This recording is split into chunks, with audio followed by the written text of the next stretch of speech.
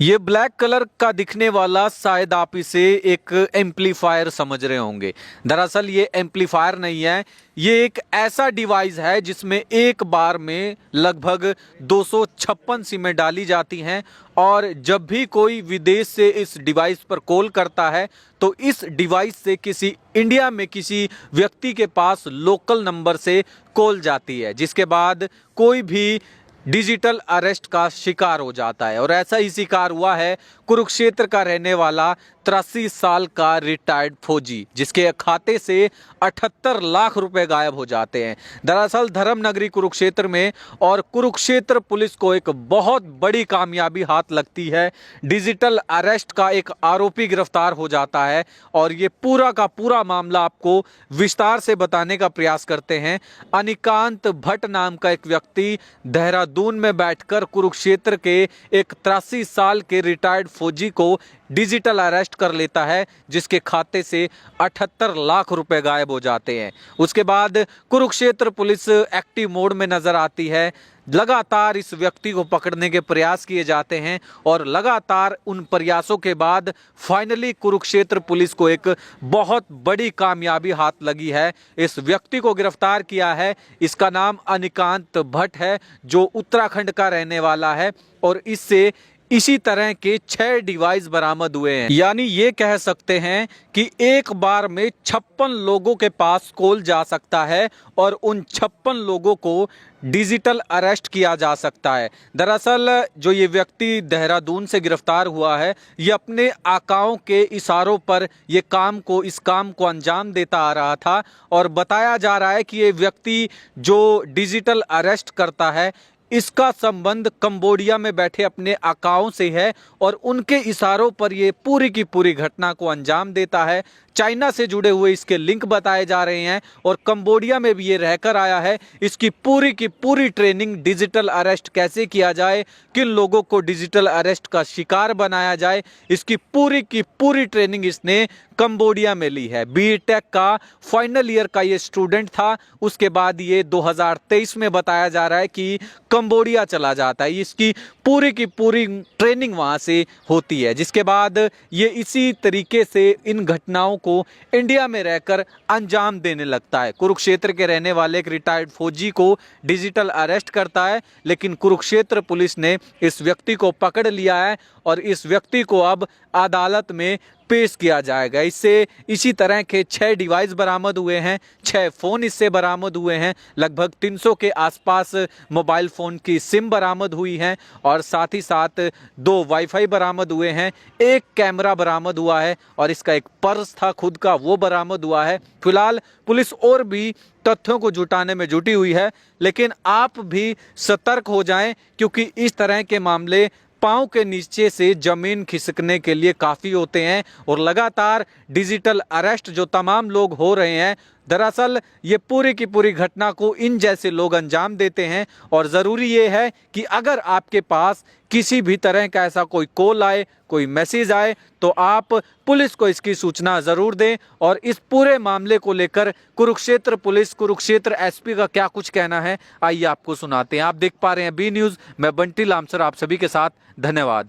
जी sir, क्या कहेंगे? कुछ साइबर क्राइम से जुड़े मामले पकड़े हैं। जैसे कि हमारे आप सबको पता ही है कि आजकल काफ़ी सारे मुकदमे हमारे साइबर के ऐसे आ रहे हैं जिसमें डिजिटल अरेस्ट व्यक्तियों करा जाता है और उनसे काफ़ी ज़्यादा ठगी इस बारे में करी जाती है। तो हमारे पास भी एक कंप्लेंट आई थी जिसमें एक 83 इयर्स के बाल किशन अत्री जी थे जो आर्मी से रिटायर्ड थे। उनके साथ लगभग 78 लाख रुपए का फ्रॉड करा गया था डिजिटल अरेस्ट के माध्यम से, जिसमें हमारी टीम ने बड़ी तत्परता से कार्रवाई करते हुए हमारे एडिशनल एसपी साहब और एसएचओ साइबर के मार्गदर्शन में इसमें एक व्यक्ति को गिरफ्तार करा देहरादून से, जिससे हमें भारी मात्रा में एक तो सिम बरामद हुई हैं, लगभग 300 के आसपास ये सिम बरामद हुई हैं और उसमें 6 हमें जो एक चौंकाने वाली बात है कि 6 सिम बॉक्स इसमें बरामद हुए हैं, जिससे वो बेसिकली इन सिम बॉक्स को अपने पास लगा के एक कॉल सेंटर चला रहा था वहाँ पे और उस सिम बॉक्स में लगभग ये सारे सिम बॉक्स उसको बाहर से ऑर्डर हुए थे।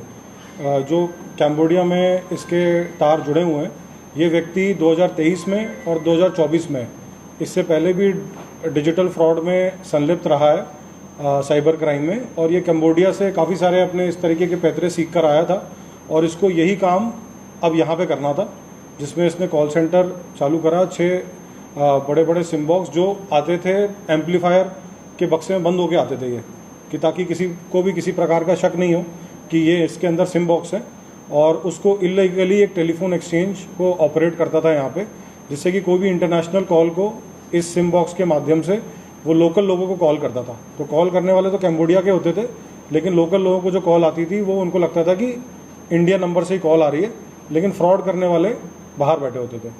तो इसके कनेक्शन काफ़ी चाइनीज़ से भी निकले हैं, और जो सिम ये मंगाता था अलग अलग जगहों से, दिल्ली से, लखनऊ से, मध्य प्रदेश से, और भी कई जगहों से मंगाता था। तो ये काफ़ी बड़ा इसका नेक्सस है, जो हम और भी इसमें लोगों को अरेस्ट करने का प्रयास कर रहे हैं।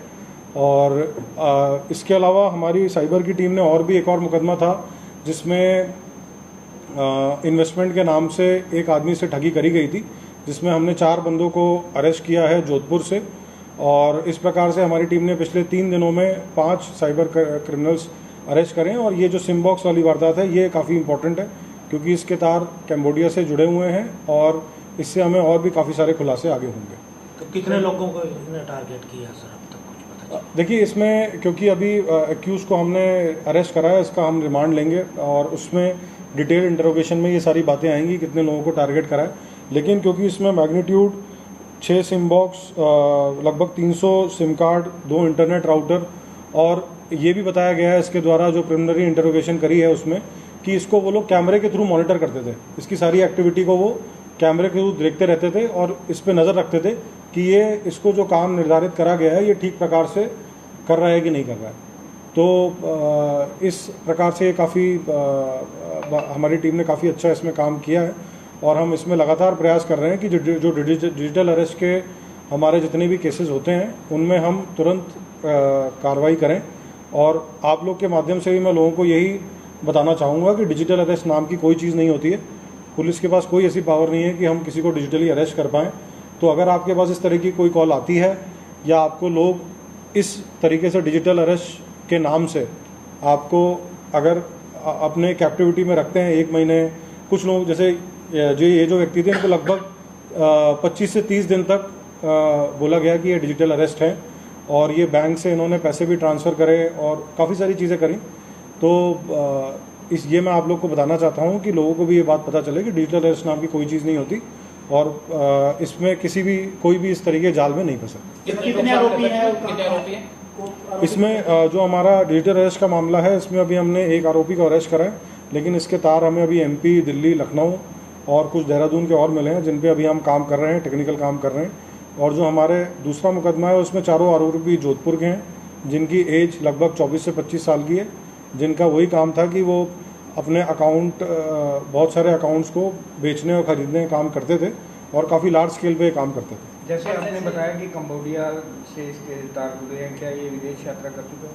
हाँ जी, जैसा कि मैंने बताया कि 2023 में और 24 में इसने कंबोडिया में ये गया है, और वहाँ पे इसने जो कंपनी थी वहाँ की, वो इसको पेमेंट भी करती थी इसका काम करने के लिए। तो वही कंपनी जो साइबर फ्रॉड में इन्वॉल्व है, वही कंपनी इसको यहाँ पेमेंट करती थी कि वो अपना एक जो कॉल सेंटर है वो यहाँ पे भी चला के ज़्यादा से ज़्यादा लोगों को फ्रॉड कर सकें। ये ज़्यादा विदेशी कॉल को लोकल बना देते हैं, किसी और आपराधिक घटनाओं में शामिल हो सकता है। विदेशी कॉल को लोकल बना देते हैं, फिरौती की कोई आतंकवादी नहीं, अभी वो कोई ऐसा एंगल इस बात पे समझ में नहीं आया है, लेकिन हम उस एंगल पे भी बिल्कुल कार्रवाई कर रहे हैं, हम उसको भी देखेंगे। लेकिन ये प्राइमरली जो है ये साइबर फ्रॉड का ही मामला था, और ये साइबर जो अभी प्राइमा फेसिया जो लगा है साइबर क्राइम से रिलेटेड ही। कितने लोगों को अब तक इन्होंने शिकार बनाया? जैसा कि मैंने आपको बताया कि अभी हमने इसका रिमांड हम कोर्ट से लेंगे, और इसमें जो भी आगे एनालाइज करके हमारे पास I4C से भी डेटा आता है कि कितने लोगों का उसने फ्रॉड करा है, वो भी हम जांच करेंगे। लेकिन इसमें काफ़ी बड़ा मैग्नीट्यूड निकलेगा, कुछ कैश मिला? क्योंकि ये जो अकेला फ्रॉड था एक व्यक्ति के साथ जो करा था, 78 लाख रुपए का था। मोस्ट प्रॉब्ली जो फ्रॉड के शिकार होते हैं वो शिकायत नहीं करते, उन लोगों के लिए आप क्या अपील? देखिए, मैं सभी से यही बोलना चाहूँगा, बार बार हम हर जो भी हमारी अवेयरनेस कैंपेन होती है उसमें ज़रूर बताते हैं कि किसी के साथ भी कोई भी साइबर फ्रॉड होता है तो 1930 कॉल जो नंबर है हमारा, उस पर ज़रूर कॉल करके आपके साथ कोई भी साइबर फ्रॉड हुआ हो तो उसको बताएं, क्योंकि अगर जैसे ही आपके साथ कोई साइबर फ्रॉड होता है और आप अगर 1930 पे कॉल कर देते हैं तो उसकी बहुत ज़्यादा चांसेस होती हैं कि वो पैसा वहीं पे रुक जाता है और हम आपको पैसा दिला सकते हैं। ठीक है, तो मैं आपके माध्यम से जो हमारा 1930 हेल्पलाइन नंबर है वो दोबारा लोगों को बताना चाहूँगा कि इस पर ज़रूर जैसे ही साइबर फ्रॉड होता है वेट नहीं करें। आपको लगा कि आज आपके साथ आज फ्रॉड हुआ है तो विद इन एन आवर आप कोशिश करें कि आप 1930 पे कॉल करें, ताकि आपका जो भी पैसा है वो हमारे सिस्टम में फ्रीज हो जाता है और इसको हम इमीडिएटली आपको दिलवा सकते हैं। सर कुछ कैश मिला इनसे, कुछ बरामद हुआ? देखिए अभी वही हमने जो रिमांड इनका लेंगे उसमें हम इनके जितने भी ठिकाने हैं सभी पर रेड करी जाएगी और उसमें जो कार्रवाई आगे आएगी आपको तो बताएंगे। सर मशीन मिली है इनके पास से, उसको मिनी एक्सचेंज भी कह सकते हैं सर? बिल्कुल जी, बिल्कुल मिनी एक्सचेंज की तरह ही ये काम करते हैं। ये बड़े सोफिस्टिकेटेड बॉक्सेस होते हैं, हर किसी को इसका एक्सेस नहीं होता, बल्कि ये जो हमारा इंडियन टेलीग्राफ एक्ट है उसकी भी वायलेशन है। तो ये काफ़ी सीरियस वायलेशन है और इसीलिए ये कोई छोटा मोटा गिरोह नहीं है, ये काफ़ी बड़ा गिरोह है जिस पे हमने आज कार्रवाई करी। सर जांच में है कि टारगेट किन लोगों को करते थे, बुजुर्गों को या रिटायर्ड पर्सन को, ऐसे भी ऐसे साइन?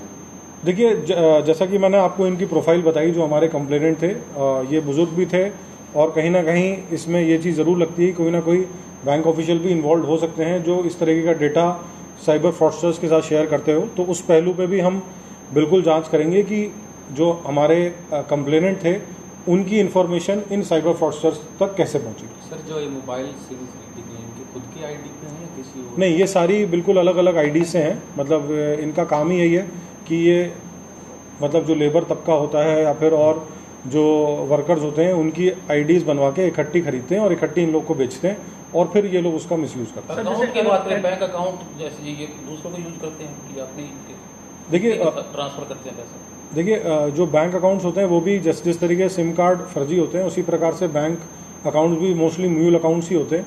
तो उन म्यूल अकाउंट्स के माध्यम से ये लोग लोगों के 2-3 हज़ार रुपये का लालच देके, अगेन जो लेबर क्लास होती है हमारी या वर्किंग क्लास होती है उनको झांसा देके 2-3 हज़ार में उनके ATM कार्ड और अकाउंट्स की डिटेल ले लेते हैं और उन्हीं से फ्रॉड करते हैं। सर अगर इनकी एजुकेशन की बात करें या कोई ऐसा है कोई IT से स्पेशलिस्ट हो या कुछ? देखिए जो इसमें हमने अभी जो देहरादून से लड़का पकड़ा है वो बीटेक में सेकेंड ईयर में उसने ड्रॉप आउट किया था, तो ऑब्वियसली कहीं ना कहीं वो टेक्निकल बेंट ऑफ माइंड तो है ही, प्लस लेकिन जो उसको मेन ट्रेनिंग मिली है वो जैसा कि मैंने बताया कैम्बोडिया से मिली है और जो